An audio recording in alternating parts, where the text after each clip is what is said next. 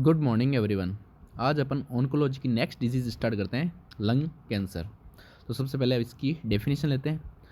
तो lung carcinoma is a malignant lung tumour characterize by uncontrol cell growth in tissue of the lungs. Means lung cancer एक ऐसी condition है जिसके अंदर uncontrol cell growth होती है लंग्स के टिश्यू के अंदर, और वो कंडीशन है वो वहाँ पे कैंसर की कंडीशंस डेवलप करती है।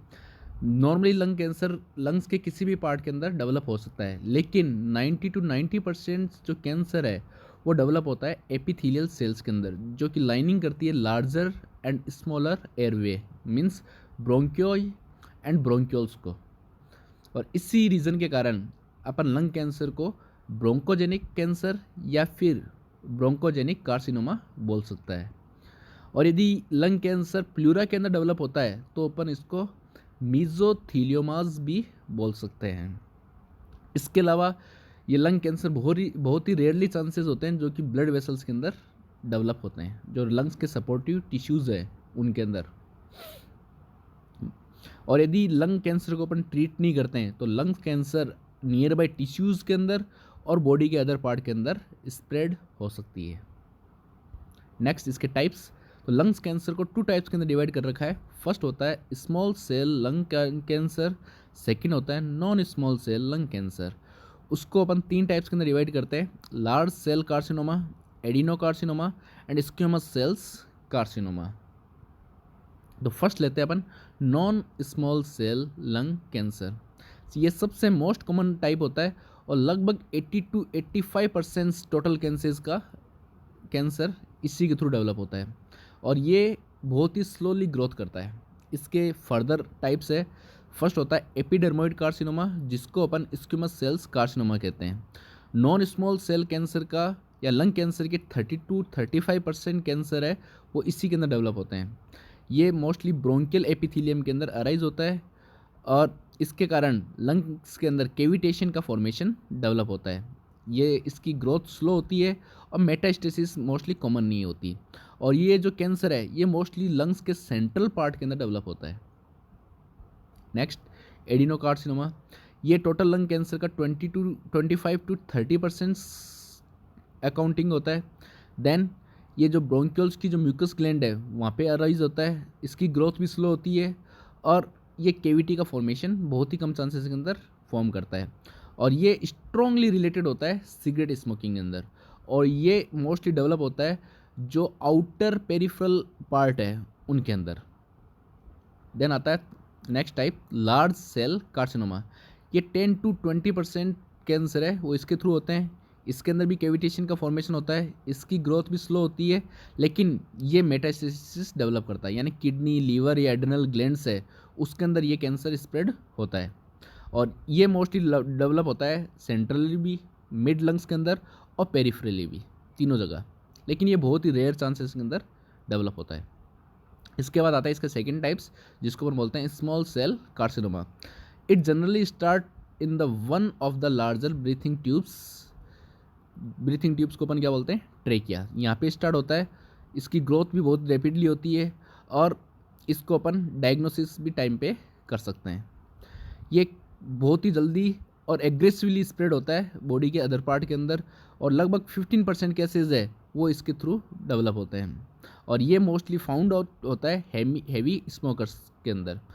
जब अपन स्मोकिंग करते हैं तो फर्स्टली जो ट्रेकिया जो अपना ट्यूब है वो अफेक्टेड होती है, तो इस कारण स्मोकिंग के थ्रू मोस्टली ये कैंसर डेवलप होता है। नेक्स्ट इसकी इटियोलॉजी।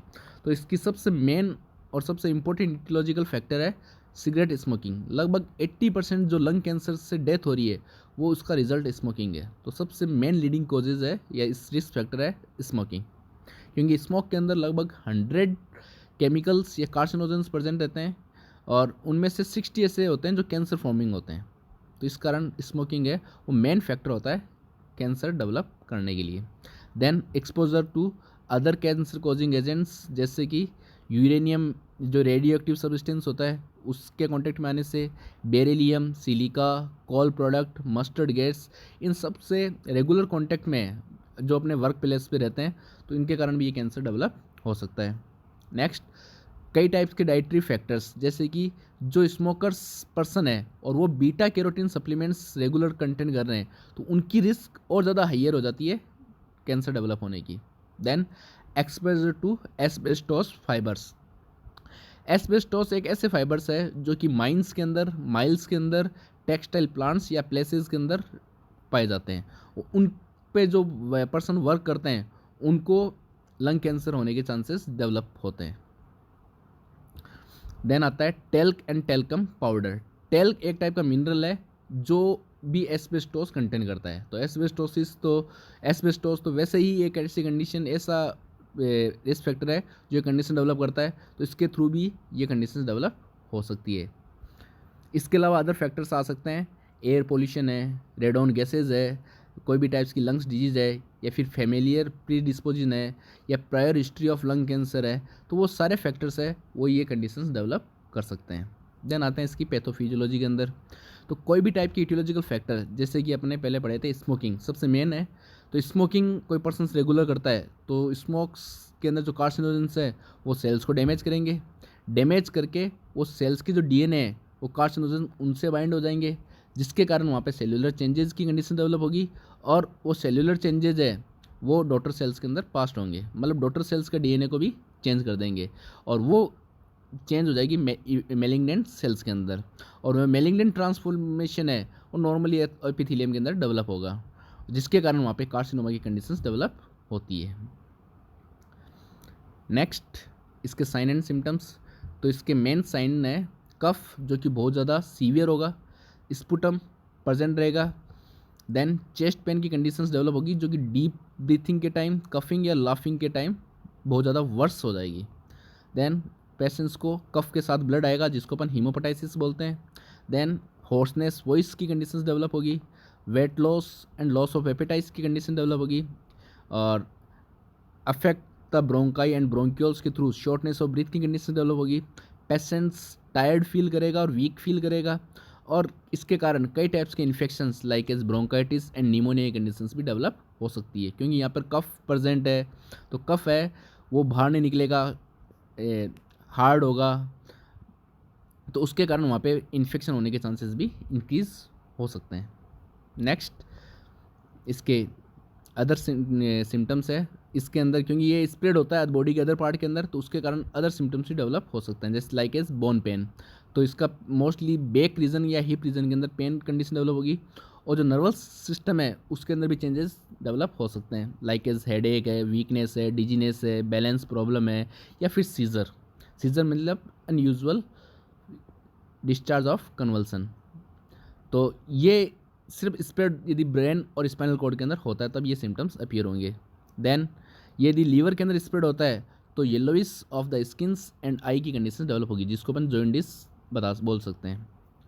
नेक्स्ट इसके अंदर एक हॉर्नर सिंड्रोम डेवलप होता है, जो कि एक कैंसर यदि top part of the lungs, जिसको अपन पेनकोस्ट ट्यूमर बोल सकते हैं, वहाँ पर है, तो उसके कारण जो आई की नर्व है और फेस की नर्व है वो अफेक्टेड होगी, और उसके कारण आई लीड्स है, वन आई लीड्स या दो बहुत आई लीड्स उसके अंदर वीकनेस हो जाएगी और ड्रॉप हो जाएगी, और इसी सिंड्रोम को हम बोलते हैं हॉर्नर सिंड्रोम। मतलब लंग्स कैंसर के इफेक्ट होने के कारण जो आई और फेस की नर्व है वो अफेक्ट होती है, और उनके कारण आई लीड है उसके अंदर वीकनेस और ड्रॉपिंग की कंडीशन डेवलप होती है, जिसको हम बोलते हैं हॉर्नर सिंड्रोम।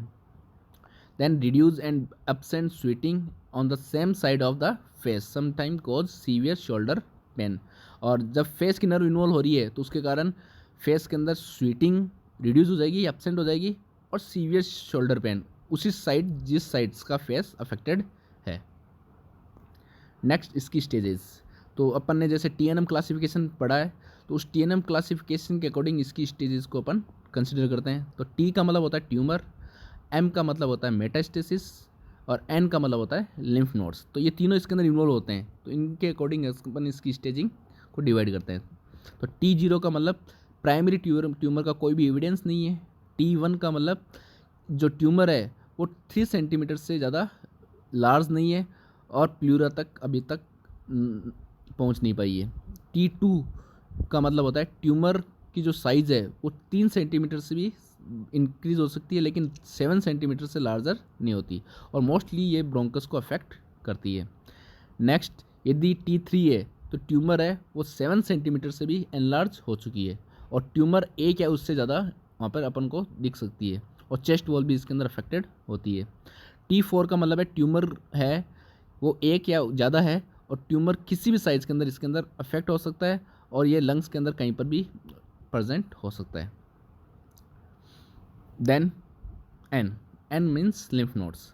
यदि N0 है मतलब लिम्फ नोड का इन्वॉल्वमेंट नहीं है, और ना ही इसके थ्रू स्प्रेड हो रहा है, और ना ही कोई नियर बाई लिम्फ नोड्स इसके अंदर इन्वॉल्व हो रहे हैं। N1 का मतलब होता है कैंसर है वो नियर बाई लिम्फ नोड्स को इन्वॉल्वमेंट हो चुका है, यानी bronchus enter the lungs.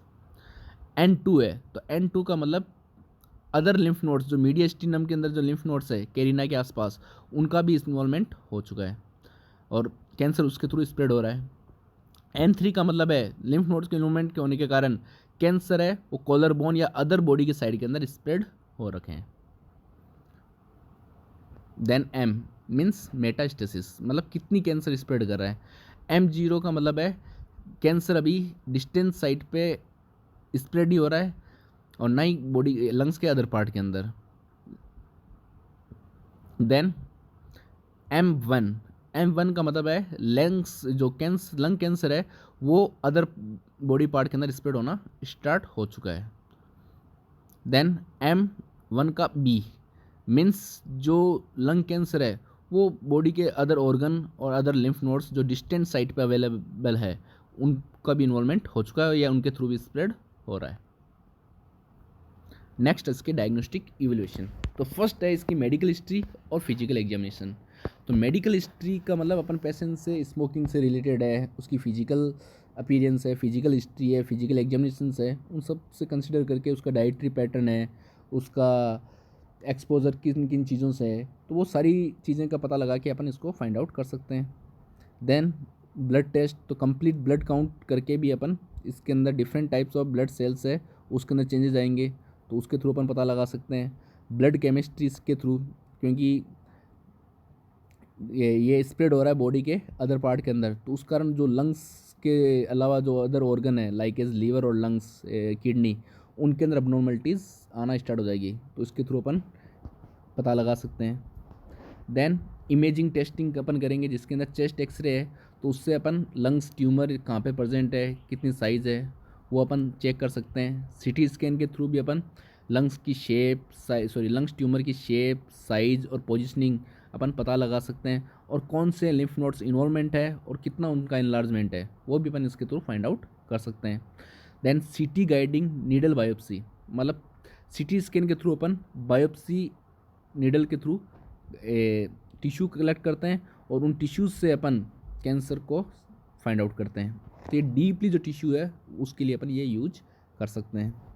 Then आता है PET स्कैन, जिसको अपन पॉजिट्रॉन इमिशन टोमोग्राफी करते हैं, यानी इसके अंदर अपन एक रेडियो एक्टिव सब्सटेंस है जो इंजेक्ट किया जाता है पेशेंट्स के अंदर, और उस रेडियो एक्टिव सब्सटेंस के थ्रू फिर अपन एक्सरे या फिल्म या CT स्कैन के थ्रू अपन कैंसर को एग्जैक्टली फाइंड आउट कर सकते हैं। फिर आती है नीडल बायोप्सी। तो नीडल बायोप्सी के अंदर अपन नीडल के थ्रू सैंपल कलेक्ट करेंगे और फिर उसकी बायोप्सी करेंगे। ब्रोंकोस्कोपी, तो ब्रोंकोस्कोपी के अंदर कहाँ पर ब्लॉकेज है, कहाँ पर ट्यूमर फाइंड आउट हो रही है, वो अपन पता लगा सकते हैं। थोरोकोस्कोपी, तो थोरोकोस्कोपी के अंदर लंग्स के अंदर या लंग्स के जो स्पेस है चेस्ट वॉल और लंग्स के बीच में, तो उन स्पेसेस के अंदर कहाँ कहाँ ट्यूमर कैंसर स्प्रेड हो रखा है वो अपन पता लगा सकते हैं। देन आता है इसका मैनेजमेंट। तो मैनेजमेंट के अंदर फर्स्ट अपन लेते हैं मेडिकल मैनेजमेंट। तो इसके अंदर सबसे फर्स्ट अपन इसके अंदर फोटोडायनेमिक थेरेपी प्रोवाइड करते हैं, जिसके थ्रू अपन इसको जो आउटर लेयर है वो उनको ट्रीट कर सकते हैं। यानी वेरी अर्ली स्टेज के अंदर अपन फोटोडायनेमिक थेरेपी देते हैं। देन थोरासेंटोसिस के थ्रू अपन जो भी फ्लूइड कलेक्टेड हुआ है due to the lung cancer, due to the infection, जो भी फ्लूइड कलेक्ट है into the lungs cavities, bronchi, bronchioles, वो अपन ड्रेन आउट कर सकते हैं ताकि पेशेंट के जो सिम्टम्स है उनको अपन इम्प्रूव कर सकें। देन लेज़र थेरेपी के थ्रू भी अपन लंग्स को ट्रीट कर सकते हैं। तो किसी भी छोटे टाइप्स की ट्यूमर यदि प्रेजेंट है तो लेज़र थेरेपी के थ्रू अपन इसको ट्रीट कर सकते हैं। यदि ब्रोंकाई ब्रोंक्यूल्स है तो उनके अंदर जो भी एयरवे ब्लॉक हो रखा है तो उसको भी अपन ओपन के लिए लेज़र थेरेपी यूज़ कर सकते हैं।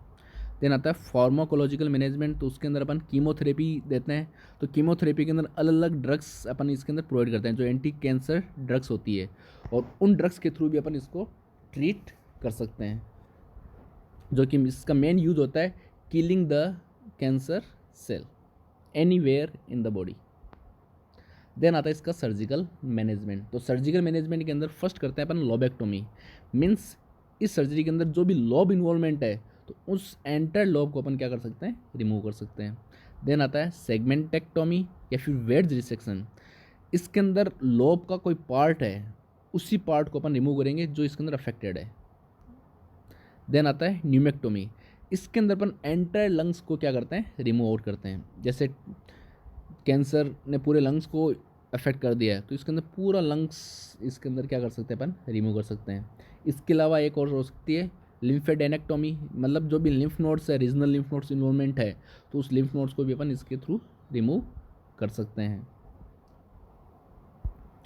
देन आता है इसके पेलेटिव प्रोसीजर। पेलेटिव थेरेपी का मतलब तो आपको पता ही है, मीन्स इसका सिम्टोमेटिक ट्रीटमेंट अपन करेंगे, यानी लंग्स कैंसर 4th स्टेज के अंदर पहुंच चुका है और 3rd या 4th स्टेज के अंदर, उस टाइम यदि अपन पेशेंट को ट्रीट नहीं कर सकते लेकिन उसके सिम्टोमेटिक रिलीफ के लिए अपन पेलेटिव थेरेपी या पेलेटिव प्रोसीजर्स करते हैं, उससे अपन पेशेंट की क्वालिटी ऑफ लाइफ को इम्प्रूव कर सकते हैं। Physical, emotional, coping and spiritual supports है वो अपन इसको थ्रू प्रोवाइड कर सकते हैं।